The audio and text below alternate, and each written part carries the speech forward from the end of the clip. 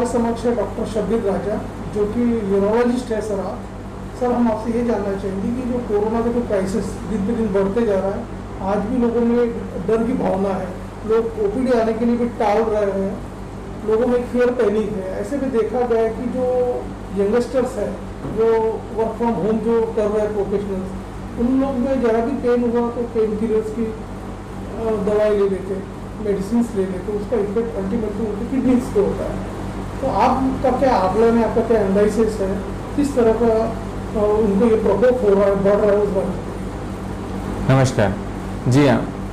Urologist के होते मैं कहूँगा कि जो लोग without doctors consultation pain killers, हाँ एक आध बार लिया तो ठीक है, लेकिन जो लोग ऑलरेडी जिनकी किडनीज में कोई प्रॉब्लम है, जिनका किडनी फंक्शन ऑलरेडी नॉर्मल नहीं है, किडनी में कोई प्रॉब्लम है, वो लोग अगर ऐसा पेन किलर लेते हैं तो उनके लिए बहुत ज़्यादा प्रॉब्लम है। अदरवाइज भी जो लोग वर्क फ्रॉम होम कर रहे हैं, अभी तो ये समझ लीजिए लॉकडाउन का 1 साल से अधिक हो चुका है, ठीक है, तो क्रॉनिकली अगर कंटिन्यूसली पेन किलर्स के अंदर एक ग्रुप होता है NSAIDs, ठीक है, वो ग्रुप पेन किलर्स अगर कंटिन्यूसली खाते हैं तो उसका किडनी के ऊपर काफ़ी खराब असर होता है। उसको एक नेफ्रोपैथी कहते हैं, वो नेफ्रोपैथी होता है जिससे किडनी के फंक्शन का लॉन्ग टर्म लॉस होता है, तो जो कि अपने हेल्थ के लिए बहुत ख़राब है। तो लोगों को अगर कंटिन्यूसली एक आध बार कभी कोई पेन के लिया तो ठीक है, लेकिन अगर कंटिन्यूसली कोई क्रोनिक प्रॉब्लम हो रहा है, उसके लिए without doctors consultation continuous pain killers नहीं खाना चाहिए, क्योंकि डॉक्टर्स बताएंगे कौन सा पेन किलर उनके लिए सेफ है और वो लेना चाहिए, और डॉक्टर्स को मॉनिटर भी करते हैं, तो विदाउट डॉक्टर कंसल्टेशन नहीं लेना चाहिए। सर आप क्या कहोगे कि ऐसा देखा गया है कि जो पर्टिकुलरली जो लोग थे जो अपना किडनी की डिजीज से परेशान थे, या उनकी जिनको लॉन्ग टर्म इलनेस था, जिनकी कोमॉर्बिडिटी कम हो गई थी, ऐसे लोग कोरोना संक्रमण के बहुत जल्दी शिकार हो चुके थे और उनका ट्रीटमेंट भी चल रहा था अदर्स की अपेक्षा, क्योंकि उनकी इम्यूनिटी बहुत कमज़ोर थी। तो ऐसे जो लोग हैं कोविड अपने इससे किडनी से परेशान है, ऐसे लोगों के लिए आपकी क्या सलाह रहेगी? देखिए, लॉकडाउन के अंदर अब ये जो आप क्वेश्चन पूछ रहे हैं बहुत ही वास्ट क्वेश्चन है, मैं इसके कुछ अलग अलग तरह से उसके आंसर दूंगा कि हाँ, जो लोग क्रोनिक किडनी डिजीज़ के पेशेंट थे उनके अंदर ऑब्वियसली बीमारी से लड़ने की क्षमता कंपेयर टू नॉर्मल पर्सन कुछ हद तक के कम रहती है, इसलिए उनके अंदर जो डिजीज़ की सीवियरिटी रहती है वो ज़्यादा होने के चांसेस हमेशा रहते हैं। उसी तरह अगर उनको इन्फेक्शन हुआ, इन्फेक्शन का मतलब पूरा बीमार नहीं हुए, जस्ट इन्फेक्शन हुआ, तो उनके अंदर वो प्रोग्रेस होने के chances compare to a normal healthy person ज़्यादा रहते हैं। उनके अंदर उस बीमारी को कंट्रोल करने के लिए भी नॉर्मल से ज़्यादा टाइम लगता है। उस वजह से ऑलरेडी वो मॉर्बिड पेशेंट्स रहते हैं बिकॉज ऑफ किडनी फेलियर, उसके ऊपर जब ये आ जाता है तो उनकी रिकवरी के अंदर भी नॉर्मल से ज़्यादा टाइम लगता है, ठीक है। ये सब प्रॉब्लम्स होते हैं क्रोनिक किडनी डिजीज़ के पेशेंट्स के। सर आप ये बताइए हमको कि जो किडनी से जो ग्रस्त लोग हैं, यदि वो वैक्सीनेशन लेते हैं तो उनके बॉडी को उसका क्या इफेक्ट होगा, क्या उसका परिणाम होगा? अभी तक के जितने भी स्टडीज़ आई हैं, गाइडलाइंस आई हैं, तो उसके अंदर ऐसा कुछ बताया नहीं गया है, ठीक है। लेकिन हाँ, ये है कि जो लोग भी क्रोनिक किडनी डिजीज़ के पेशेंट्स हैं, जिन लोगों की इम्यूनिटी लो रहती है, उन सभी लोगों को प्रायोरिटी बेसिस पे वैक्सीनेशन लेना चाहिए, क्योंकि वैक्सीनेशन उनको भी इम्यूनिटी देगी, ठीक है। और जैसे मैंने इसके पहले क्वेश्चन के आंसर में कहा कि उनके अंदर अगर इन्फेक्शन होता है तो उनके अंदर ज़्यादा मॉर्बिडिटी बढ़ने के, मॉर्टिलिटी के चांसेस ज़्यादा हैं, क्योंकि उनका immune system compare to normal person slightly weak है, ठीक है। तो उनको वैक्सीनेशन प्रायोरिटी पे लेना चाहिए। हाँ, लेकिन कुछ patients like post transplant patients कुछ होते हैं, जैसे हम लोग, मैं ट्रांसप्लांट भी करता हूँ, तो पोस्ट ट्रांसप्लांट जो पेशेंट होते हैं जिनकी इम्यूनिटी को कम किया जाता है, ऐसे पेशेंट्स को विदाउट अपने ट्रीटिंग डॉक्टर नेफ्रोलॉजिस्ट से पूछे बिना नहीं लेना चाहिए। एक बार उन्हें कंसल्ट करना चाहिए, वो क्या बोलते हैं, वो कौन से फेज़ में है, उनसे एडवाइस लेके ही उनको वैक्सीनेशन लेना चाहिए। सर आप ये भी बताइए कि कुछ ऐसे पेशेंट हैं जो को अपना कोविड से रिकवर हो चुके हैं, जिन्हें पहले किडनी का परेशानी थी, तकलीफ थी, अब ऐसे जो पेशेंट है जो पोस्ट कोविड में देखा गया उनको थोड़ा पेन शुरू ही रहता है, उसके बावजूद भी उनकी दवाई चालू है, तो उनका परमानेंटली रिहेबिलिटेशन करने के लिए बॉडी का, तो उसके लिए आपके पास कुछ प्लान है क्या? आपका जो क्वेश्चन पोस्ट कोविड जो पेशेंट्स हैं, ठीक है, कि और जिनको किडनी का पेन रहता है, मोस्टली किडनी का पेन जो रहता है, किडनी के संबंधित मैं कहूँगा जो पेन रहता है मोस्टली स्टोन डिजीज़ में रहता है, ठीक है। तो जैसे आपने पहले सवाल का जवाब दिया कि भाई शुरुआत में कुछ ओकेजनल पेन हुआ तो उसके लिए वो लोग पेन किलर्स ले सकते हैं, लेकिन विदाउट डॉक्टर्स कंसल्टेशन उनको नहीं लेना चाहिए। दूसरा मैं एक वो बोलूँगा प्रॉब्लम जो हम फेस कर रहे हैं, हमको ऐसा लगता है प्रैक्टिस के अंदर because of the lockdown patient की मोबिलिटी के अंदर बहुत प्रॉब्लम है। पेशेंट एक तो जो गवर्नमेंट ने के लॉकडाउन की वजह से जो रूल्स हैं उसकी वजह से पेशेंट्स हम तक पहुंचने में उनको दिक्कत आती है, तो बहुत से पेशेंट्स नहीं आ पाते। दूसरा उन्हें डर रहता है कि भाई जाऊंगा तो मुझे कहीं कोविड किसी से इन्फेक्शन तो नहीं हो जाएगा। इस वजह से हमें कुछ पेशेंट्स कभी लेट प्रेजेंट करते हैं। लेट प्रेजेंटेशन का मतलब क्या है कि अगर वो सही टाइम पे पहुंच जाते तो उनको सही ट्रीटमेंट मिल जाता है, सही ट्रीटमेंट मिल जाता है उन लोगों को तो जल्दी ठीक हो जाते हैं, कॉम्प्लिकेशंस नहीं होते। कभी कभी पेशेंट जो है कॉम्प्लिकेशंस के साथ पहुंचते हैं, या अभी मैं एक स्पेशलिस्ट हूँ, यूरोलॉजिस्ट हूँ, ठीक है,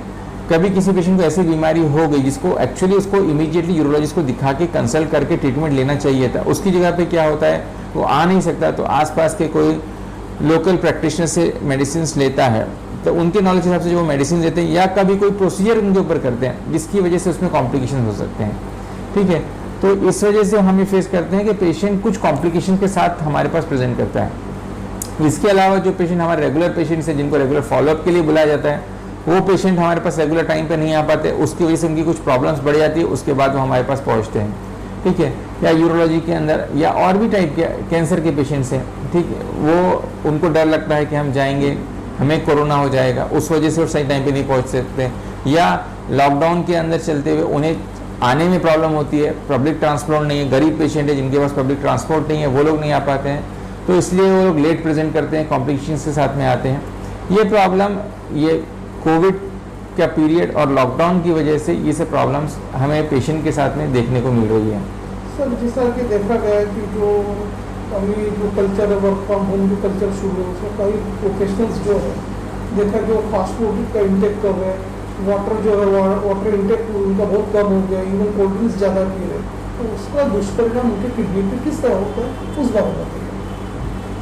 देखिए मैं एक यूरोलॉजिस्ट हूँ, तो यूरोलॉजी फील्ड के हिसाब से जो भी फूड कंटेंट्स में हाई सोडियम नमक मात्रा ज़्यादा होती है, हाई सोडियम की मात्रा ज़्यादा होती है, उसकी वजह से उन पेशेंट में और कैल्शियम की मात्रा ज़्यादा होने की वजह से स्टोन डिजीज़ के थोड़े चांसेस बढ़ जाते हैं। एक तरफ से सोडियम इंटेक ज़्यादा हुआ, कैल्शियम इंटेक ज़्यादा हुआ, और एक तरफ से वाटर इंटेक कम हुआ, इसकी वजह से स्टोन फॉर्मेशन के चांसेस बढ़ जाते हैं। तो स्टोन के प्रॉब्लम ऐसे टाइम पे ज़्यादा देखने को मिल सकते हैं। अभी तो खैर ऐसा नहीं मैं कहूँगा कि हाँ बहुत ज़्यादा हमें ऐसे देखने को मिल रहे हैं, बट जो आपने क्वेश्चन पूछा उसका आंसर मैं इस तरह से देना चाहूँगा कि इस वजह से मेरे फील्ड के अंदर स्टोन के प्रॉब्लम ज़्यादा देखने को मिल सकते हैं। सर ऐसे भी इंडस्ट्रीज देखा गया है जिनमें स्टोन फॉर्मेशन हो चुका हुआ है लेकिन वो काफ़ी छोटा है एमएम में, तो ऐसे में उनको मेडिसिन दे के उसको डिस्पोज ऑफ हो सकता है, रिमूव हो सकता है। छोटे स्मॉल स्टोन्स पूरे किडनी और यूरेटर के अंदर एक साइज का क्राइटेरिया रहता है। जैसे किडनी के अंदर यूजुअली नॉन ऑब्स्ट्रक्टिंग स्टोन है, वो कोई ऑब्स्ट्रक्शन नहीं कर रहे हैं, लेस देन 10 mm स्टोन है, तो यूजुअली हम लोग उसको मेडिसिन से